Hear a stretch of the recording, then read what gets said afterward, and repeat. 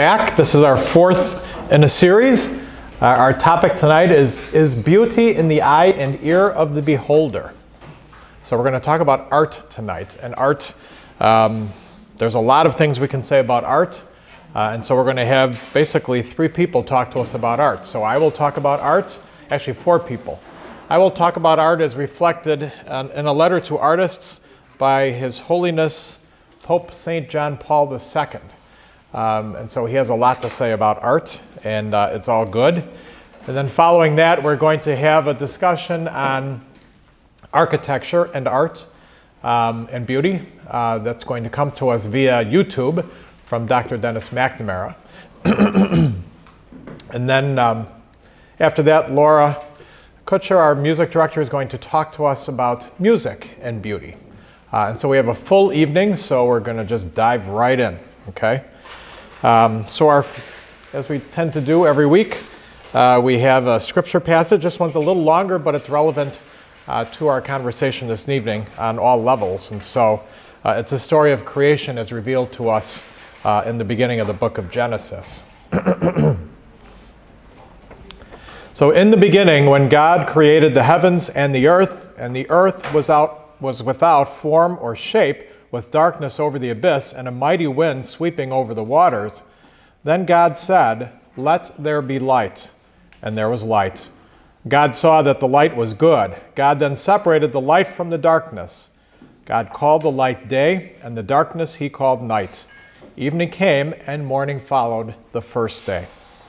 Then God said, "Let there be a dome in the middle of the waters to separate one body of water from the other." God made the dome, and it separated the water below the dome from the water above the dome.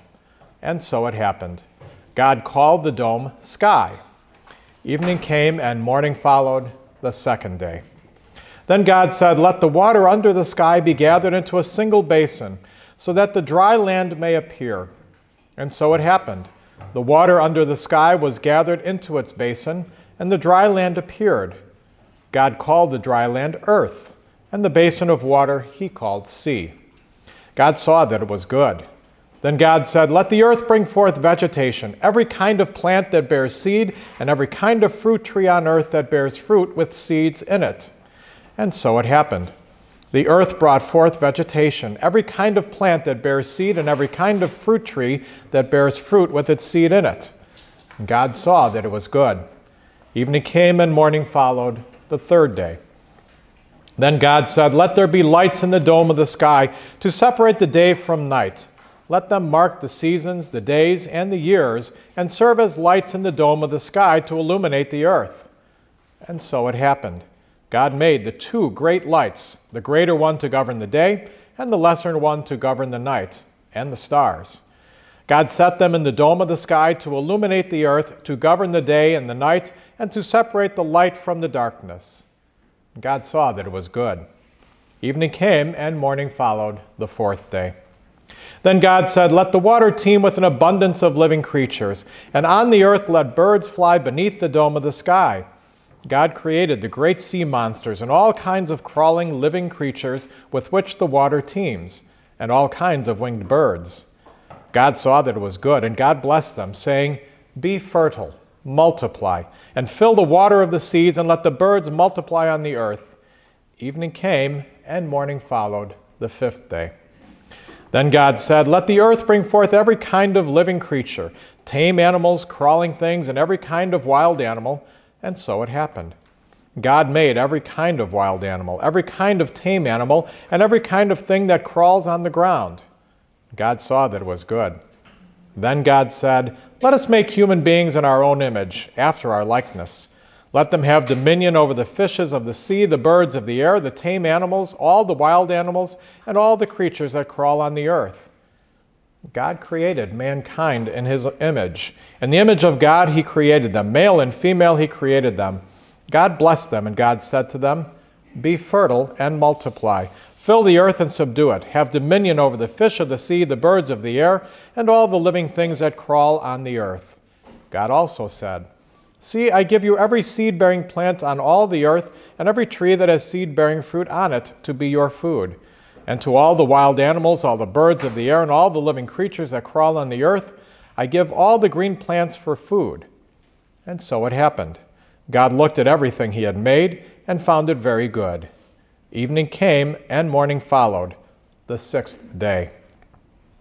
Thus the heavens and the earth and all their array were completed. On the seventh day God completed the work he had been doing. He rested on the seventh day from all the work he had undertaken. God blessed the seventh day and made it holy, because on it he rested from all the work he had done in creation. The word of the Lord. So as we begin our conversation on art this evening, and its context with architecture and music as well, and beauty, it's important that we kind of have an understanding of what art is, because there are some things that art is and some things that art is not. And so this definition gives you a reasonable definition in terms of what we describe art as in this life. And so you see it there, the expression or application of human creative skill and imagination, typically in a visual form such as painting or sculpture, producing works to be appreciated primarily for their beauty or emotional power. And then the various branches of creative activities such as painting, music, literature, and dance, among others, for sure.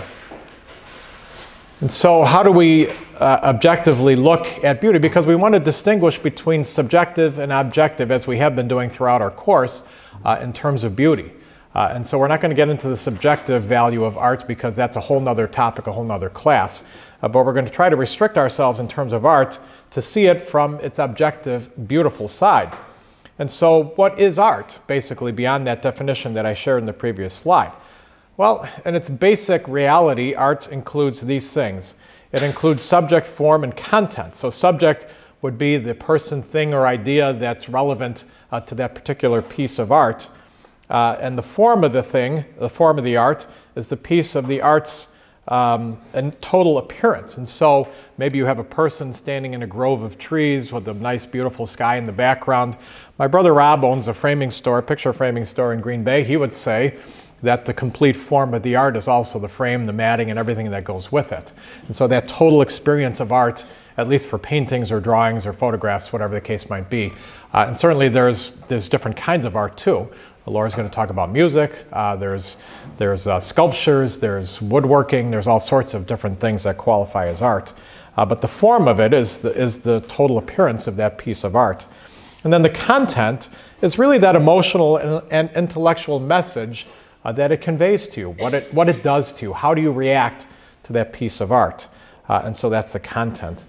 And then as you look at the principles, you'll see that a lot of those principles are similar to what we've talked about in our objective definitions of beauty, from Augustine to Thomas to Plato to everybody in between, Pythagoras and beyond.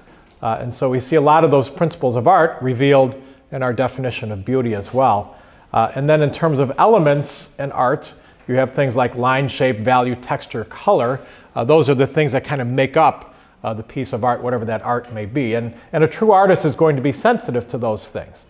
So it's not a random line in a piece of art. There ought not be a random shape or a random value. All of those things should be thought through from the artist. And so all of those things, all of those proprietary parts of a piece of art are going to play into whether that art is in fact beautiful and whether that art is in fact art. And so we'll talk about a little bit about some things that may not be art. And so having said all that as background, His Holiness Pope St. John Paul II wrote a letter to artists on Easter Sunday in 1999. And so I'm going to share with you some of what he wrote in regards to that. That's going to form the basis of our conversation, generally speaking, in terms of art. And so he begins by addressing artists like this. None can sense more deeply than you artists, ingenious creators of beauty that you are, something of the pathos with which God at the dawn of creation looked upon the work of his hands. And so you see immediately in his greeting to artists the value he places on art. You know, there's a huge responsibility for someone who is an artist. And so the Pope reveals that in his introduction.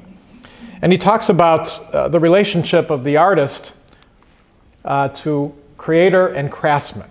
And so when he talks about creator, he's talking about God. God is the creator, so God creates out of nothing. The artist, the craftsman, creates out of things that are already in existence. And so there's a difference, but they do connect to each other. And so there's a huge, well, as we talk about it more and more, we'll see that there's a huge connection between the creator and the craftsman, but there is a difference for sure, and that is the artist doesn't create from nothing. The artist creates from the gifts that God has given him and us. With loving regard, the divine artist, God, passes on to the human artist a spark of his own surpassing wisdom, calling him to share in his creative power. And so the artist who does well with his craft is someone who connects to God through God's wisdom. And so that's a tremendous relationship when you think about it, tremendous responsibility as well for the artist. And this is why artists, the more conscious they are of their gifts, are led all the more to see themselves in the whole of creation with eyes able to contemplate and give thanks and to raise to God a hymn of praise. And so this is the only way for them to come to a full understanding of themselves, their vocation, and their mission. That's a painting my dad painted back in 1988 when I was ordained. This is at the seminary in Mundelein. And he did. It's only about this big, but it looks really big there. And he did that from a photograph that I gave him to paint from. Well, thank you. I'll share your enthusiasm with him. There's another painting my dad did. And so through his works, the artist speaks to others and communicates with them. And so, my dad has a particular kind of style to his art.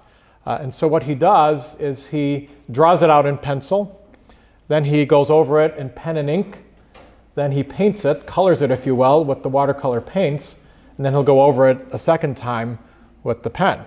It's an architect's draft pen that he uses. He doesn't paint anymore because he's got glaucoma and he's 88. But when he was painting, that's the style he did. And so when you look at that, I mean, that's my dad. My dad is the most precise person, the most German, if you will, person. All the qualities that you see in Germans, that's my dad. And so through his work, he communicates with others a lot about himself, and all artists will do that. And so that's important, and the Pope recognizes that.